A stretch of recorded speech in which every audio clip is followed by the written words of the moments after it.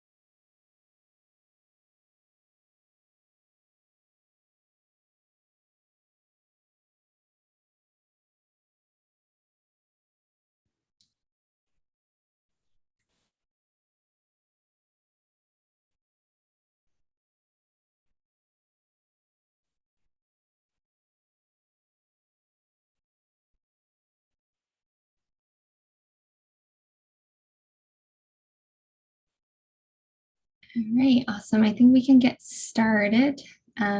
Jake, anything before we jump in? Nope, go for it. All right, well, hello and welcome everyone to the Facebook career panel at the Clubhouse Network's Together We Rise event. My name is Jen, and I am a program manager at Facebook, and I will be your moderator for today. And you'll see on the screen right now, there's my colleagues, and I'm really excited to introduce them in just a minute. Before we jump in, I just want to let you all know that we'll be doing this a panel style, so we'll be sharing out and talking all together. If you have any questions during our conversation, please feel free to type them into the chat. At the end, I will also give the opportunity for you all to raise your hand, which if you don't know how to do that, you can use the reactions button and click raise hand. So if you do that, I will call you on the end and for you all to then ask your question live to our panelists today.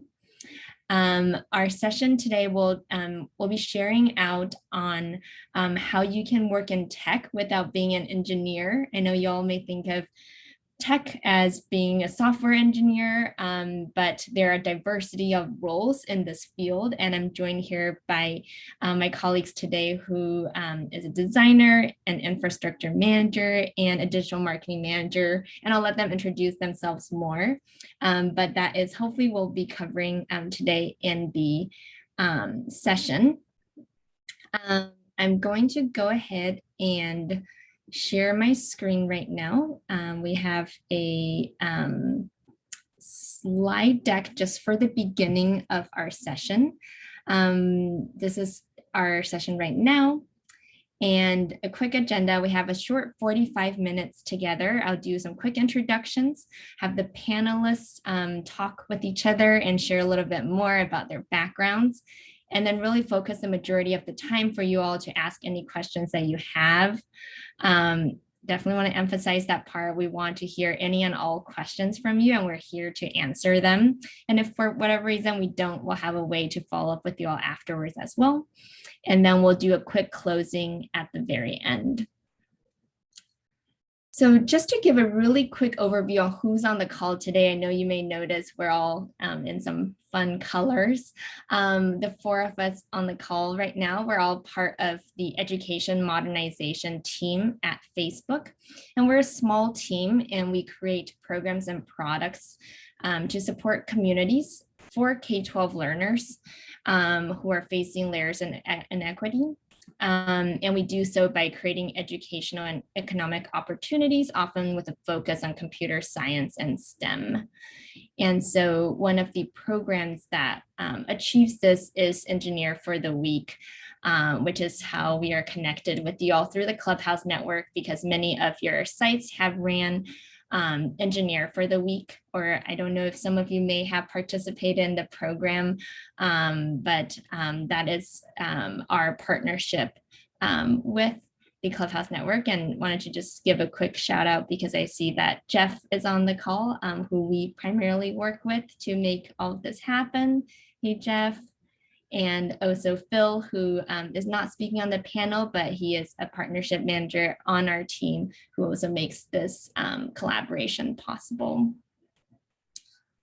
So without further ado, I'm going to pass it over to our panelists, and I would love for them to share their name, their pronouns, what they do, and what they were like or were to describe themselves when they're little.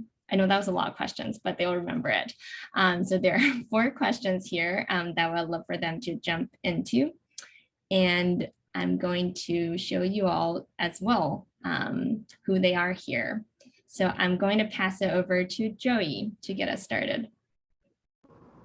Hi, everybody. My name is Joey Rayton, and I'm currently the head of design on the EdMod team. And there's a fun photo of me when I was a kid wearing a giant sombrero. I do identify as Hispanic mainly, so there's a little photo of that. My pronouns are he, him, and my job as the head of design, it's really exciting. I get to work with all of my teammates on designing a lot of various exciting stuff for the team. And one word to describe myself when I was growing up is creative. I was always making stuff, making art, making comics and playing games and making games. So I was creative also in putting on a giant hat and looking funny in that photo. So cool. I'll pass it off to Shan. Awesome. Hi, everyone. I am Shan Sharier. My pronouns are she, her. I'm a digital marketing manager at Facebook, where I help lead marketing efforts for our programs and products. And one word to describe me as a child was very curious. I asked a lot of questions. I always wanted to understand the why behind things. And I got in a lot of trouble for just going off on my own and exploring. So, and I'll pass it off to Scotty. Hi everyone, I'm Scotty Wong. My pronouns are he, him. My job title is Infrastructure Solutions Manager. And I would say one word that describes me growing up was eager. I loved learning and school in particular, and I always wanted to do a lot. Yeah. I love it. Yeah, love you all for sharing. Yeah, creative, curious, and eager. I feel like I'm sensing some theme around there with the 3 of you as kids here. All right, well, now that you all gotten to know our panels a little, I am going to stop sharing my screen and we're going to jump into our conversation today.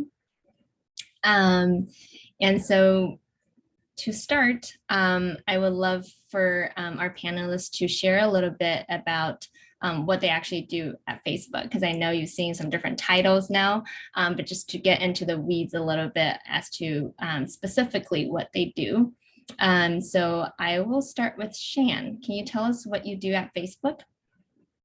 Yeah, so basically in my role, I help develop creative ways to market our programs and products and basically explain to the general public why it's important to invest in them.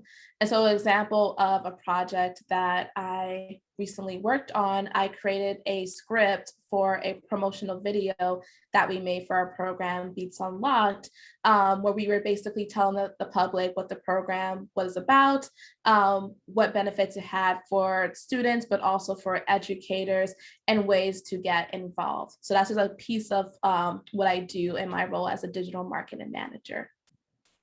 That's awesome. And Shan, did you write the script yourself for that video in your role? Yeah, so I wrote the script. I had teammates review and like give feedback. And I also worked alongside our video producer to help set like the creative direction for the video. So it was a really cool project. It was actually was my first time writing a script, but it was really cool just to see it come live once the animations and visuals were added. That's so cool. And I don't know if the video's ready yet, but if it is, we can also ping it in the chat and share that so that everyone here can see what you wrote. Yeah, no, I think that we can, we have a few more edits we want to do, but it's pretty much almost complete. So yeah. Awesome. All right. Well, I'm going to pass it to Scotty. Can you tell us what you do at Facebook? Yeah, in a nutshell, I help the EdMod team that supports these education initiatives find and build the best tools in order for them to complete the jobs. So I would say like in a normal day or week, I would do a lot of listening to understand what our team members' needs are. And then I help kind of research what are the different ways we can solve various problems that we run into. And then I kind of then talk to the engineers and draft detailed plans in order to build the solutions toward those problems. Yeah, I know you definitely helped me a lot on Engineer for the Week and finding some solutions. Can you give us an example of maybe a tool that you found to help one of the teammates do something they needed to do? Yeah, so well, Engineer for the Week is a really good example of this. We use a tool called Salesforce to help manage the communications between participants who sign up. So automating things like emails that go out to participants, reminding people of program deadlines and so on. Those are the types of systems that helped bring to life at the team. Yeah, I've always wondered, I get a lot of emails every day, and I've always wondered, oh, do people actually write these and they send them out one-on-one, or do they have a tool that automates this? So it's been really cool to kind of see on the back end that there's people who work to find these solutions and actually help coordinate these email send outs. Yeah, thanks, Scotty. All right, Joey, tell us what you do at Facebook. Hi, all. I lead a small team, and we design various assets for our different programs and products. Everything from the brands that you see, so some of our backgrounds behind Jen, myself, Shannon, Scotty, the website, the actual fun creative elements, to the instructional material that goes into the guidebooks that you might have followed. Everything from the videos that you watch and that we help work alongside marketing creatively produce, to kind of even creating online platforms where we've made a video game emulator, for instance. That's been really exciting, working alongside Scotty. It's really exciting to be able to do all this work and kind of creatively directed. If you're familiar with a creative director role, it's similar to what the head of design might do on our team, which is me. And yeah, I have the luxury of working with a lot of fun designers too to get all this work done, and partners. Yeah, I know you said that you kind of lead a small team. Can you tell us a little bit about who's on your team, how many people there are? Because it seems like you also do a little bit of managing different individuals. Yeah, of course. So my direct report is named Eliza Grant. And actually, you guys can follow her on Instagram if you want, because she has a new Eliza Grant design handle that she so graciously told me I could share with you all. She's our wonderful full-time designer alongside me, and she's created a lot of the assets that you see for Engineer for the Week and the other programs.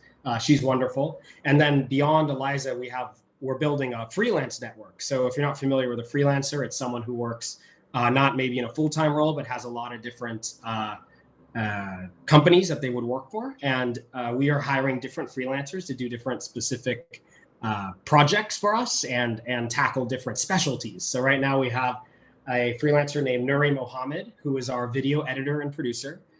We have someone named Jocelyn Bly, who is our one of our program's brand designer. And we have someone named Daniela Zuluaga Velez, who is our newest addition, and she is our bilingual production design freelancer. So total of 5, including me, and it's pretty exciting. We're growing as well, hoping to get a couple more too by the end of the year. Awesome. Thank you all for sharing. I hope that kind of gives an insight into kind of their diversity of roles that we have at Facebook, and as we all work together on one product or one program together really requires different people working on different aspects of something in order to kind of make that possible. I know you all on the call here may be exploring your career options or you're curious about learning more. So I wanted our panelists to talk a little bit about if what they're doing now is something they always wanted to do growing up. So I'm going to start with Scotty here. Is being an infrastructure solutions manager something you always want to do growing up? Or what did you want to do when you were growing up? No, I don't think I knew what an infrastructure solutions manager meant or did. No, I actually wanted to be a public defender growing up. And the background around that is, I had a lot of friends and family that are affected by or affected by the criminal justice system. And so, I felt really that it was important that, no matter what sort of walk of life you're in, that you had good legal representation. So that was my initial sort of dream job growing up. And so, well, that's a really good segue to my next question is, how did you get into your current role? Yeah, totally by accident. So I wanted, like I said, to be a public defender. So in school and in college, I ended up studying pre-law. So things that would help me get toward going to law school and then becoming a lawyer. And I actually, once I graduated school, I first started working as a legal receptionist and a legal assistant in a couple of different legal firms first. I then decided I was a little curious about, what tech was doing and what that really meant. I didn't have any coding or technical experience growing up, and I didn't really study anything for that in school. I actually found my first job doing sales at a tech startup. And at that time, it was a 10-person startup who were really, working out of like a apartment loft. We were a digital advertising startup, and good fortunes there. The startup eventually grew 10x, right? And so in growth, I was able to grow out a sales team to help the company, drive more sales. And in kind of doing that role, I got more opportunities to really develop and think about tools that would help the team do better at sales or whatever part of their job.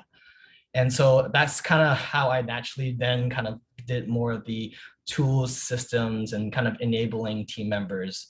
And eventually, after a couple more jobs, that's when I was approached by Facebook.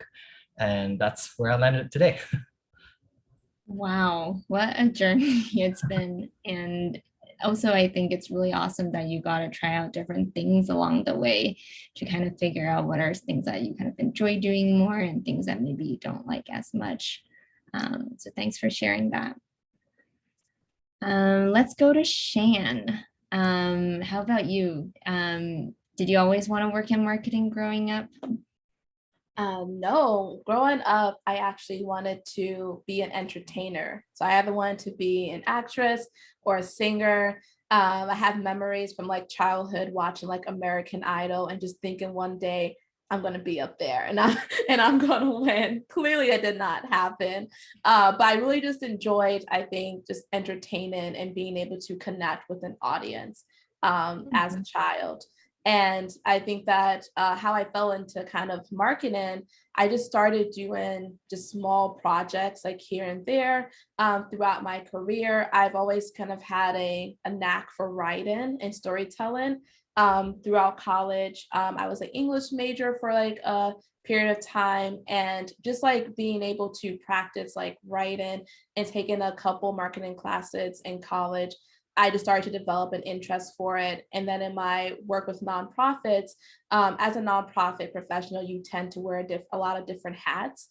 And so in my role, my role was operations focused. I would still end up managing social media or helping with event engagement, writing press releases. Like I was just able to take on like different marketing projects without, I guess, fully knowing that what I was doing was marketing until a little bit later on in my career.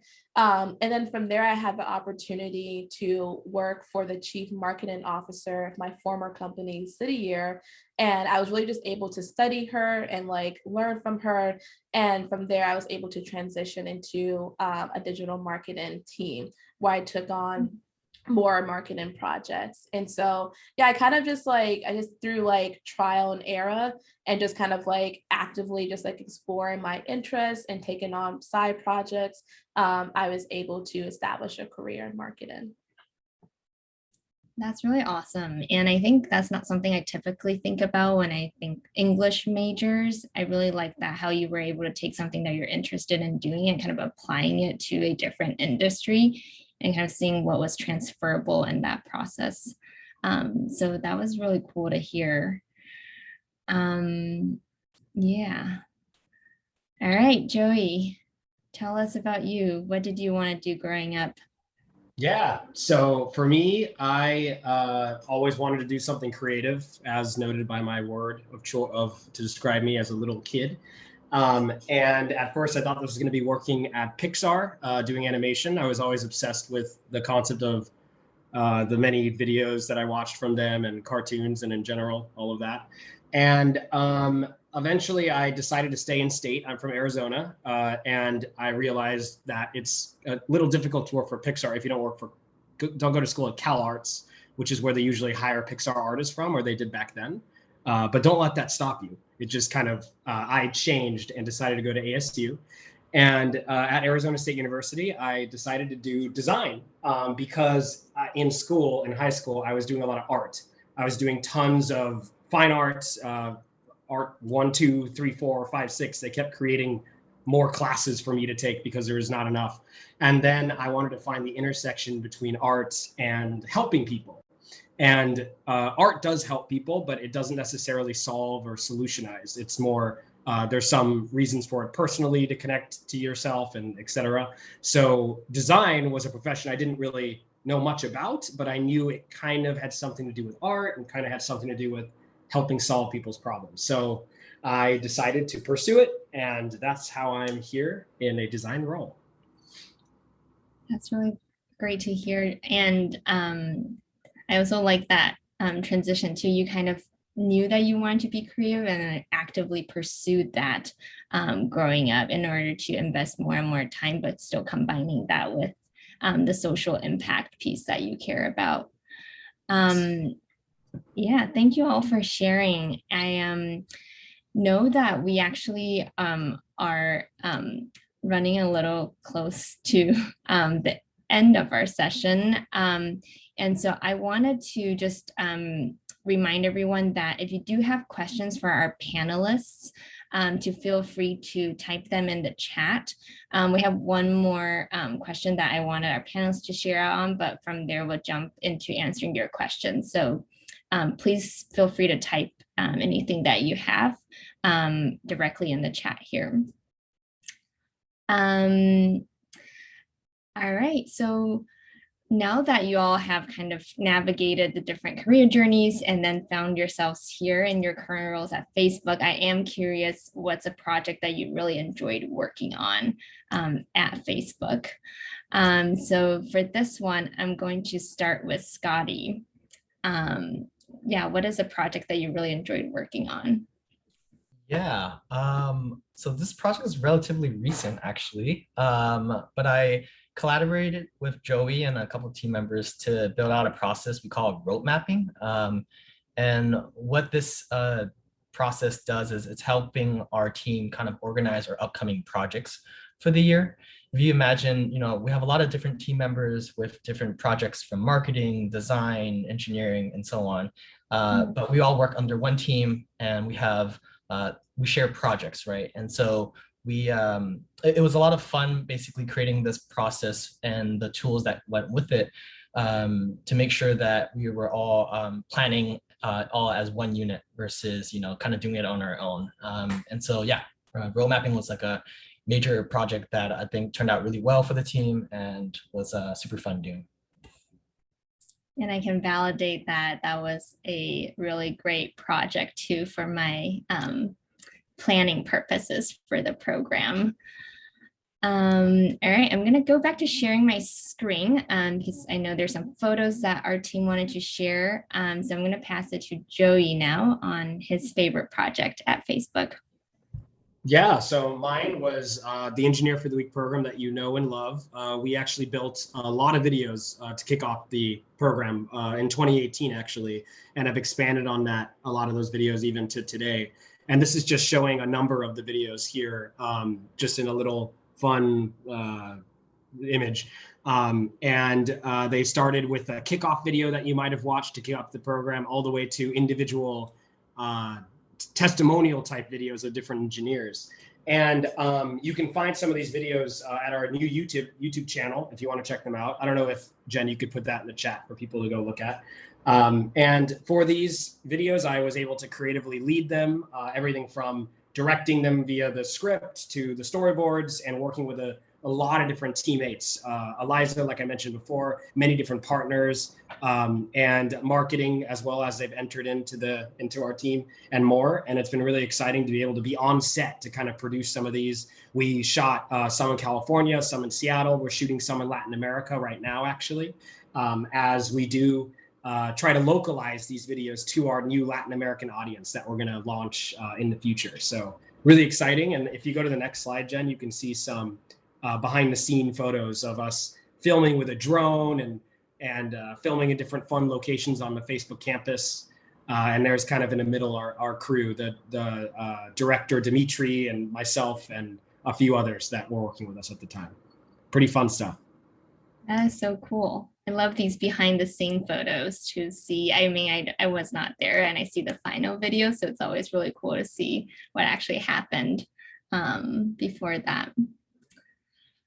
All right, and then I'm going to just go backwards a little bit and pass it over to Shan for her to share her favorite project. Yeah, so my favorite project this year was just working on a website for our program, Beats Unlocked.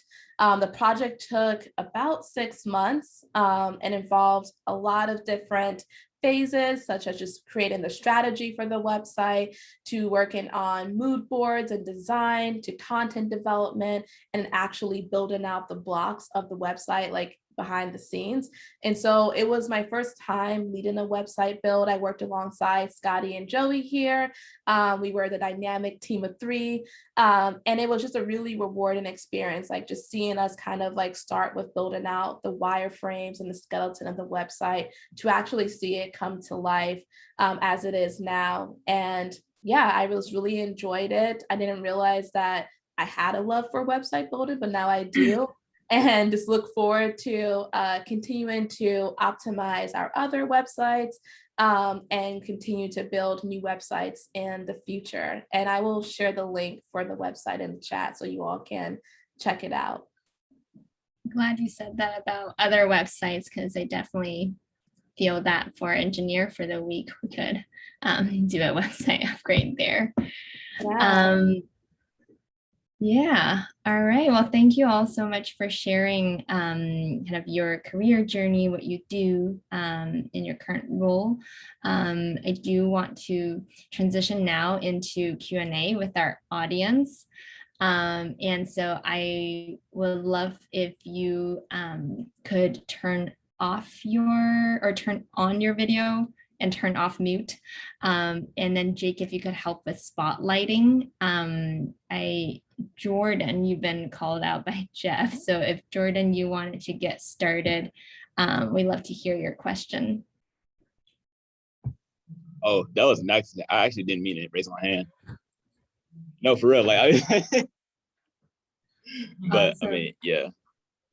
Cool. Well, if you do have a question, feel free to ping it in the chat. Otherwise, we can move on to another person who may have a question.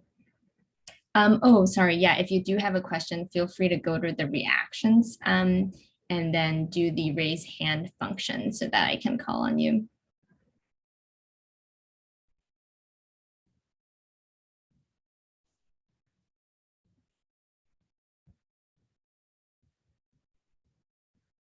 I'm just gonna give it like a minute or so to have everyone raise their hands. Oh, Clarence. Okay, great. Yes, feel free to jump in. Yeah, the whole time I was really interested in you guys say that like you guys work with Facebook. Like is it like hard to get a position like that? Yeah, that's a great question. I see Shan nodding, so maybe Shan, do you want to go first? Sure, I can go first. Yeah, Clarence. So I was recruited by Facebook. What that looks like, basically a recruiter from Facebook reached out to me on my LinkedIn account and sent me a message like in my DMs telling me about a position they thought that was a good fit for, and asked me if I wanted to have a call with them. And so I would say like in general, to be honest with you, it is hard to get a position with Facebook or any like really big tech. I've heard from other people who have kind of like applied that sometimes it takes a little bit longer. But what I will say that was helpful, at least for me in my position, was making sure that I had all the valuable information that I needed on my LinkedIn page, and really just make sure that I kind of like touched upon like the key areas in marketing that I know that potential employers like look for when they're kind of like looking to recruit people, but also like added a personal touch and been on my LinkedIn about why I was passionate about education and working to serve like underserved communities. That was something that the hiring manager told me at the time made my profile stand out amongst others. So I would say that if you're interested in working for a place like Facebook, like definitely like apply, like, you know, interview, but just to make just but to try to make yourself like more competitive, look for the ways that you can make yourself unique amongst other people who might also be trying to get a position.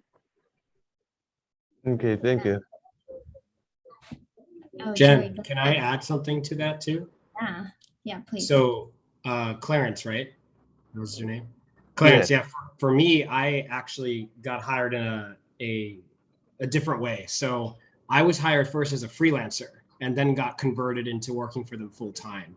So that looks a little different. So for me, I actually had basically, like Shan said, I think it's very important to make sure that yourself, you have what you think someone like Facebook might want, or maybe you just have built up a portfolio for yourself of relevant work that then becomes relevant to Facebook. And then one day Facebook comes along and they see you and think you're exciting, just like Shan said. So for me, I worked in design at my school, Arizona State University, doing educational work for a research division. And I made all these different designs to help support researchers, like these crazy researchers at ASU that are making new technologies for bees, like pollinating stuff and using algae and stuff. And it was really exciting. And then I actually went to New York and worked at Nautica, the clothing brand. So took a 360 and worked for like a completely different job. And then going back to Facebook, I had a friend who actually worked at Facebook and knew that I had worked in education and knew that I do design and I do some design on the side as well. I do freelance work. And she said, "Hey, Joey, can you come do some freelance Facebook work or freelance work for my Facebook team? I work in education. I know you've done that before. What do you think?" And so I started doing that on the side while I worked at Nautica. And eventually they liked my work so much as I worked with them as a vendor that my boss at the time, who's a lot of our bosses or our bosses or skip manager, Jay, he offered me a job. And that's how I joined after working for them for freelance for a few years. So there are different ways to work at Facebook or just at companies in general. It all doesn't have to be the most formal way. But to Shan's point, it is not necessarily the easiest thing to get to that point. You probably need a little bit of more years under your belt. Yeah. Or you become an engineer and you go to some sort of engineering boot camp, or you do engineering in school and then Facebook just hires you right out of school because they want to hire tons of engineers. That's another way. Yeah, I was going to mention, Clarence, there are also internships at Facebook too that are available for people that are kind of like Joey mentioned, like fresh out of college and want to get some experience. Also wanted to add that like for me joining the team, I was very confused about, what Facebook did versus what our team did. So I think like there's a lot of opportunities out there. And so like always keep your be open to things, I would say, because I remember being reached out to by Facebook and I was just very confused about, oh, like what Facebook. I think about like the social media app, but I didn't know about this team, and wasn't sure if they wanted specifically a specific type of engineer or something like that. And so just being open, I think what was helpful, just to be able to not I guess put yourself into a box to think, oh, I can only do this. So that was helpful. Yeah, Yeah, Paris, go ahead. nothing. I was just gonna say, it sounds like there's a lot of different ways. It's just about dedication and like basically a lot of hard work. Yeah, definitely a lot of different ways. And I would also add that I just applied online. I saw a job posting. So there is also that traditional way of getting a job there. Can try out like multiple directions to get to where you want. But thank you for that question. Thank you.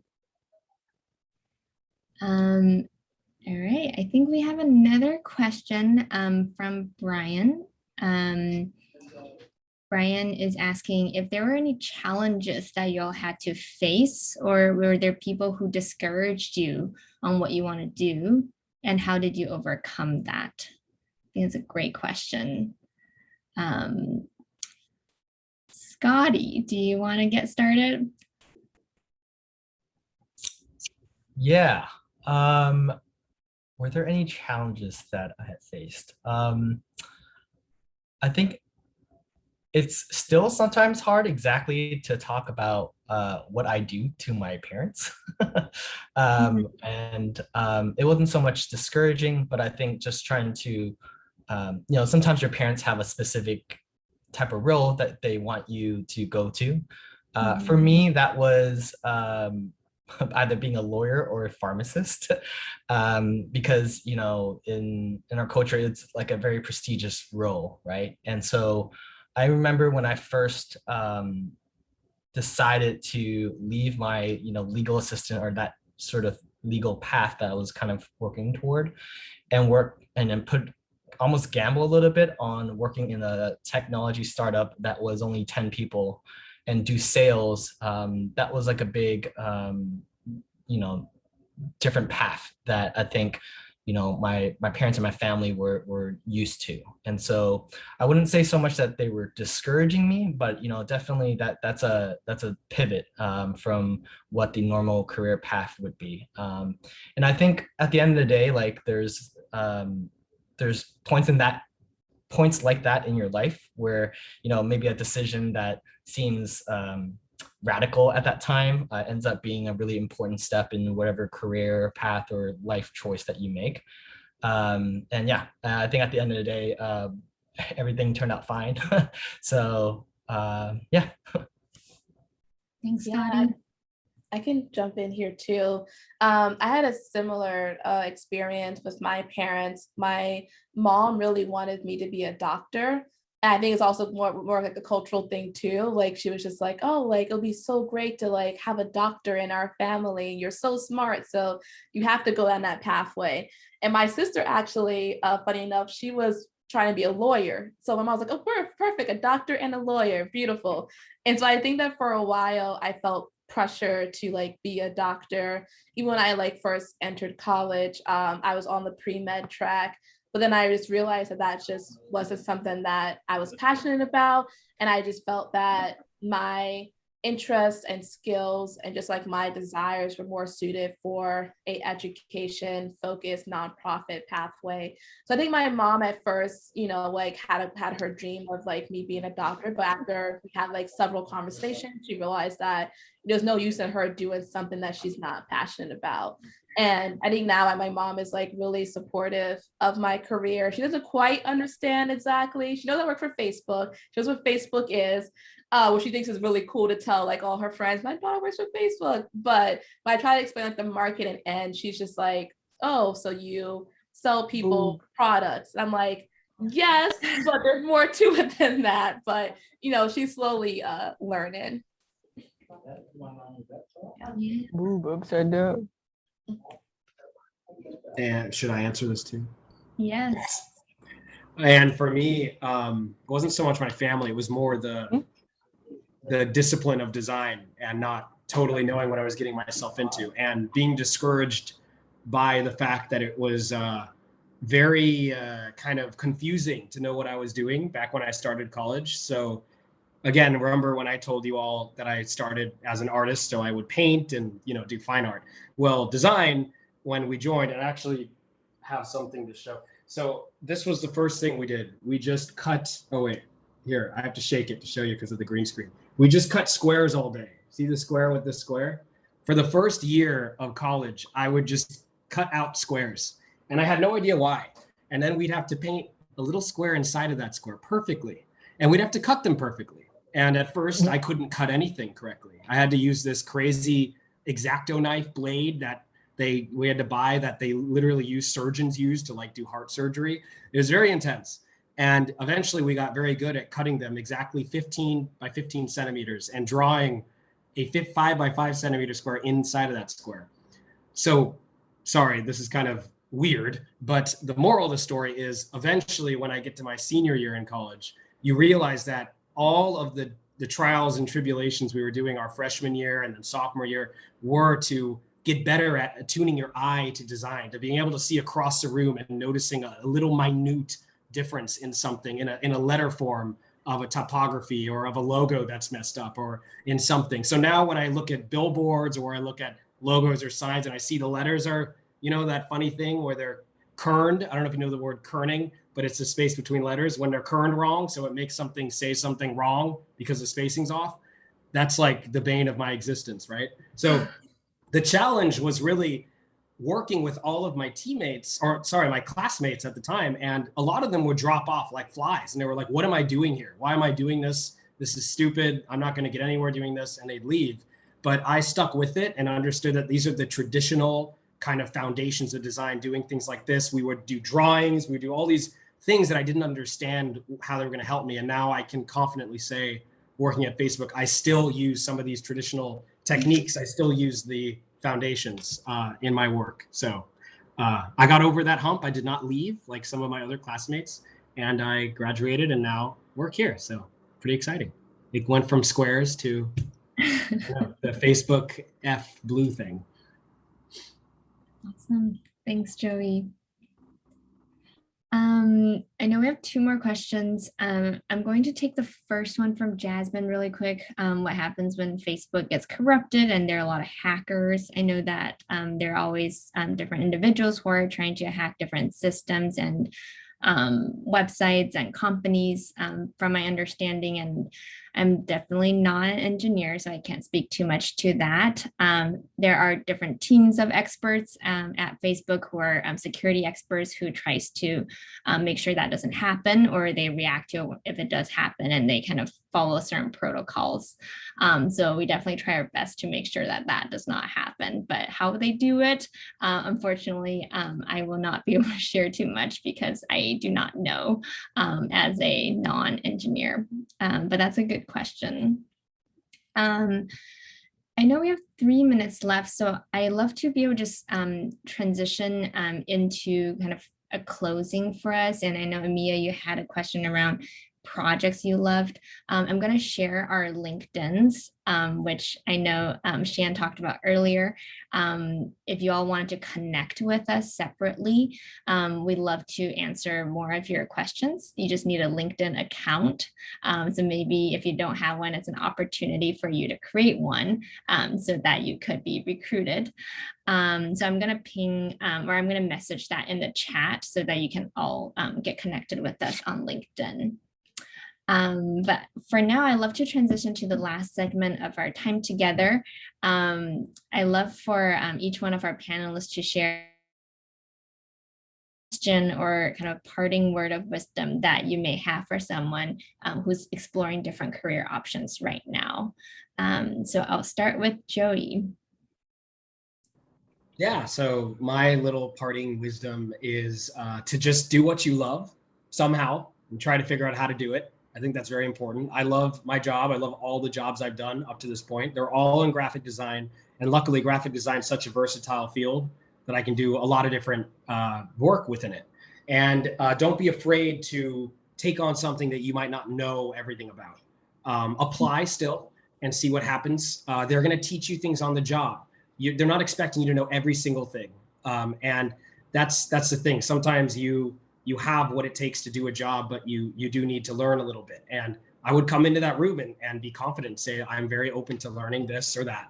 And I do know this and this. So you can't just go and do it and know nothing, right? But you don't have to know everything. So sometimes I made up stuff as I go. I pretend like I'm good at video or photography, and then I become good at video and photography. So it's been exciting to get to do that over time. And I still am excited to say that I am doing what I love every day. So, yeah. Thank you. Shan? I echo what Joey just said. And I'd also just say, just don't sell yourself short. There's a thing called imposter syndrome. I'm not sure if you all have heard of it, but basically when you kind of like psych yourself out of thinking that you can do something because you think that the company, is not accessible or your skills are not good enough. I definitely, felt that throughout my career during certain moments, but I think like ultimately, like you can really do like what you put your mind to. I know that might sound like corny, but if you work hard enough and you just really like take the opportunity to learn about the career that you want to do, also connect with people who are also part of the industry already. I did a lot of like informational calls with people. I would reach out to people like through LinkedIn or if I attend an event and someone shared their contact information, I would reach out and just like try to pick their brain just to learn more. And those connections can sometimes end up giving you your future job, if you stay in touch and they remember you. And so I would just say like, whatever you're trying to do, like really just spend time now, just like digging into that career, like getting the necessary skills, asking a lot of questions, and just like don't sell yourself short because, I never thought when I growing up that I could end up at a company like Facebook, and here I am today. So that would be my advice. Shan. And not to put pressure on you, Scotty, but you have the last word for our session.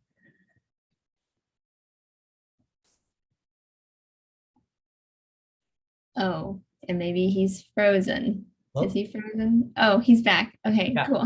I was gonna say I echo a lot of what Shan and Joey said. So I'll keep it short and sweet. I think never stop learning, and that it's never too late to actually start anything. Hopefully, by hearing what you heard today from all the panelists, what you got out of it was that there's really no one way to have a career or one right way to do something. And all of us kind of took different paths. And if you really want to do something, it's really never too late to start doing that thing. And that is an excellent end to our session. Thank you, Scotty, and thank you everyone for joining us today. I've shared our LinkedIns in the chat, so feel free to reach out if we didn't get to your question or if you have additional questions. And I hope that the session was helpful to you all as you think about next steps in your journey and career. All right, thank you everyone for joining us. Thanks, everybody. Thank you, everyone. Thank you. Thank you.